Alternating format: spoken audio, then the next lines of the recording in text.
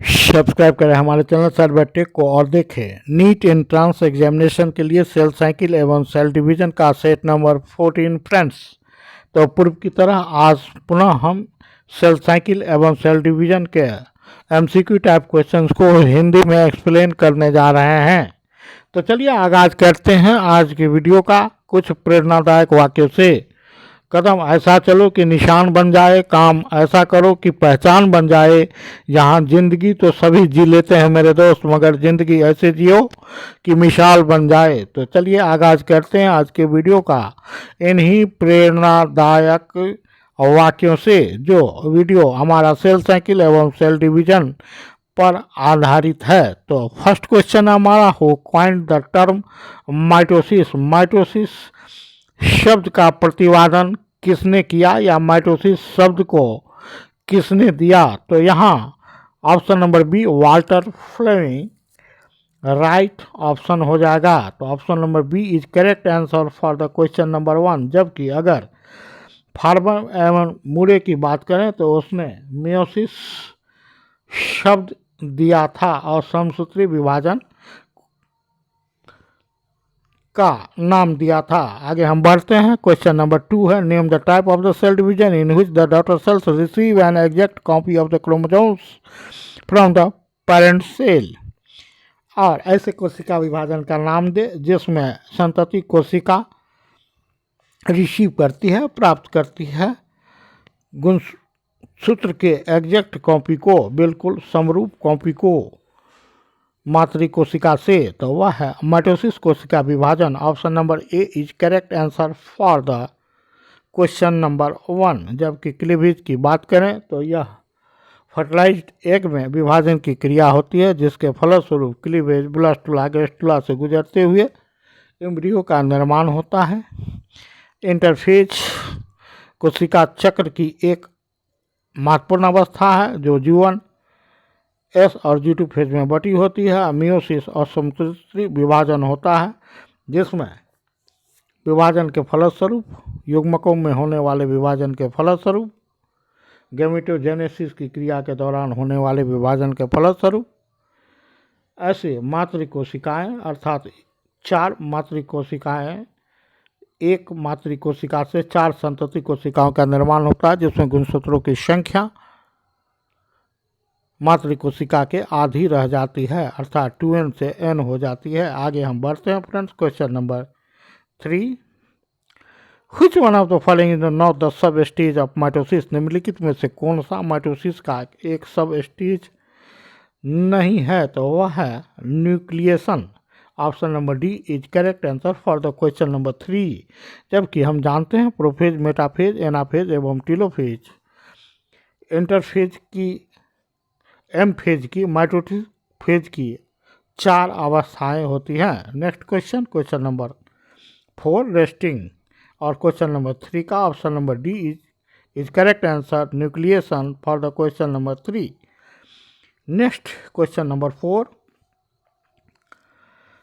Option number C is correct answer for the question number 4 resting phase of the cell where it undergoes growth and DNA replication is called। विश्राम अवस्था कोशिका की जिसमें वृद्धि होती है कोशिकाओं की अर्थात वह कोशिका विभाजन के लिए तैयार होता है, साथ ही साथ DNA का रिप्लिकेशन होता है। कौन सा कहलाता है? वह इंटरफेज कहलाता है। सेल डिवीजन को 2 भागों में बांटते हैं खास करके, एक है इंटरफेज, दूसरा है माइटोटिक फेज।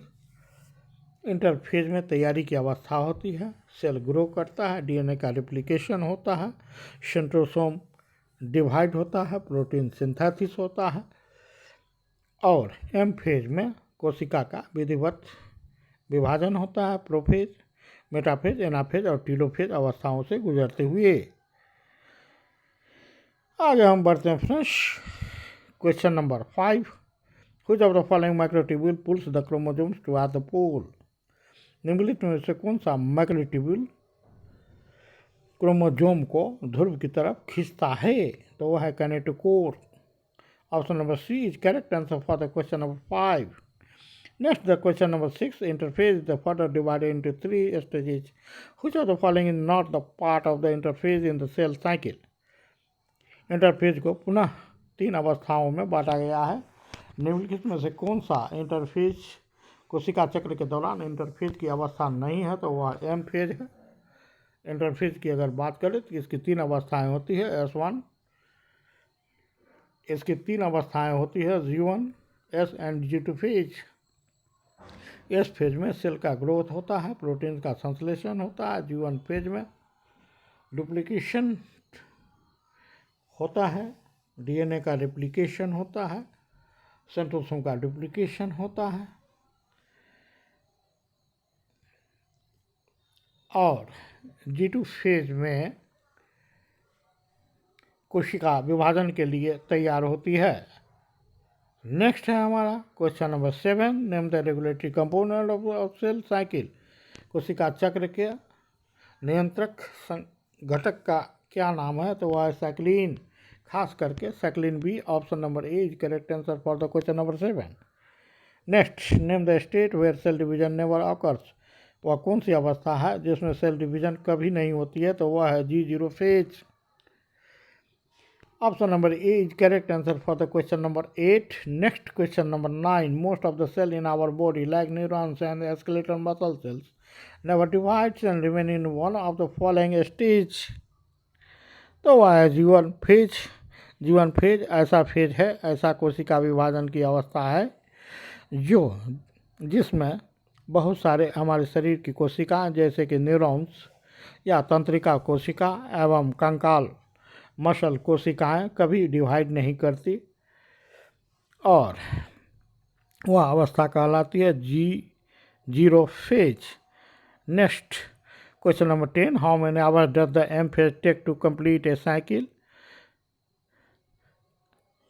एम अवस्था एक चक्र पूरा करने में कितना समय लेती है? तो 1 घंटे का समय लेती है। Option number B is correct answer for question number 10। Next question number 11, which of the following is a microtubule organization. निम्नलिखित में से कौन सा एक माइक्रोट्यूब्यूल संगठक केंद्र है? तो वह है centrosome. Option number A is correct answer for the question number 11। Next question number 12, स्पेंडिल attached to the chromosomes by the process known as spindle fibers। Chromosome से एक क्रिया के द्वारा जुड़े रहते हैं और वह क्रिया करते हैं सर्च एंड कैप्चर, खोजने और पकड़ने की क्रिया। नेक्स्ट क्वेश्चन, इसलिए option number D is correct answer for the question number 12। Next question number 13, what is congression. Congression is the site the mid point of the 2 spindle poles. 2 spindle केंद्रों के बीच की मध्यवर्ती रेखा वह कांग्रेशन कहलाती है। Next question number 14, name the medication which inhibits microtubule formation. वह कौन सा मेडिकेशन है जो माइक्रोट्यूब्यूल के निर्माण को इनहिबिट करता है, रोकता है, ह्रासित करता है? तो वह है colchicine. Colchicine medication inhibits the microtubule formation. इसे हम 1 लाइनर की तरह बनाकर याद रखेंगे। नेक्स्ट है question number 15, colchicine arrest the cell division at metaphase stage. Colchicine के द्वारा सेल डिवीजन मेटाफेज अवस्था में बाधित हो जाता है, प्रतिबंधित हो जाता है। Next question number 16, name the medication which inhibits cytokinesis. Cytokinesis को कौन ह्रासित करता है? तो वह है cytochalasin. Option number B is correct answer for the question number 16। And question number 17, the medication which hinders the shortening of the microtubules. Microtubules के shortenings को कौन प्रभावित करता है? तो वह है कहलाता है टेक्सोल। तो ये तीनों मेडिसिन क्रमशः टेक्सोल, साइटोकैलासिन और कोलचिसिन पर आपको क्वेश्चंस बराबर पूछे जाते हैं। आप इन तीनों को 1 लाइनर बना के याद रख लेंगे। तो चलिए फ्रेंड्स, आगे हम बढ़ते हैं। Question number 18, DNA replication is found in DNA replication पाया जाता है तो किस अवस्था में, तो कोशिका विभाजन में, तो माइटोसिस कोशिका विभाजन और मियोसिस फर्स्ट कोशिका विभाजन में। माइटोसिस कोशिका विभाजन में डीएनए का रिप्लिकेशन होता है इंटरफेज अवस्था के एस फेज में, जबकि मियोसिस कोशिका विभाजन को मियोसिस फर्स्ट और मियोसिस सेकंड में बांटा गया है। मियोसिस फर्स्ट की जो अवस्थाएं होती है वह prophase first, metaphase first, anaphase first, telophase अवस्था फर्स्ट अवस्था में बांटी जा सकती है। पुनः प्रोफेज फर्स्ट जो कि मियोसिस फर्स्ट की सबसे लंबे प्रावस्था होती है, तो लेप्टोटीन, जाइगोटीन, पैकेटीन, डिप्लोटीन और डाइकेटेंसिस में बांटा जाता है। लेप्टोटीन में गुणसूत्र स्पष्ट होते हैं। जाइगोटीन में होमोलोगस पेयर ऑफ क्रोमोसोम बनता है, अर्थात सिनेप्सिस का निर्माण होता है या बाइबिलिटी का निर्माण होता है। पैकेटीन में क्रॉसिंग ओवर की क्रिया होती है, दो होमोलोगस क्रोमोसोम के नॉन सिस्टर क्रोमेटिड्स के बीच में क्रॉसिंग ओवर की क्रिया होती है, काजमा का निर्माण होता है और जेनेटिक डाइवर्सिटी उत्पन्न होता है, जेनेटिक एक्सचेंज होता है। तो यहाँ क्वेश्चन नंबर 18 का option number A correct answer है, या फिर option number A is correct option for the question number 18। Next question number 19, which of this is true regarding the crossing over. Crossing over के बारे में कौन सा सत्य है। तो क्रॉसिंग ओवर के बारे में option number B, it involves recombination nodules, यह राइट ऑप्शन है। Option number B is correct answer for question number 19। And now the question number 20, formation of the cell plate start at. Cell plate का निर्माण, यहाँ plant कोशिका की बात हो रही है, साइटोकिनेसिस के पूर्व की बात हो रही है, तो वह टीलोफेज में स्टार्ट होता है। And telophase is followed by the cytokinesis, कोशिका द्रव्य विभाजन और सेल प्लेट का निर्माण होता है। यह क्रमशः एक मातृ कोशिका से दो संतति कोशिका को बनाने में सहायक होता है। Next and the last question of this video, exchange of the genetic material occurs between the homologous chromosome. Genetic पदार्थ या आनुवांशिक पदार्थों का एक्सचेंज या विनिमय होता है समजात गुणसूत्रों के बीच में किस अवस्था में, तो वह होता है exchange of genetic material pachytene अवस्था में, क्रॉसिंग ओवर के दौरान, काजमा फॉर्मेशन के दौरान होता है।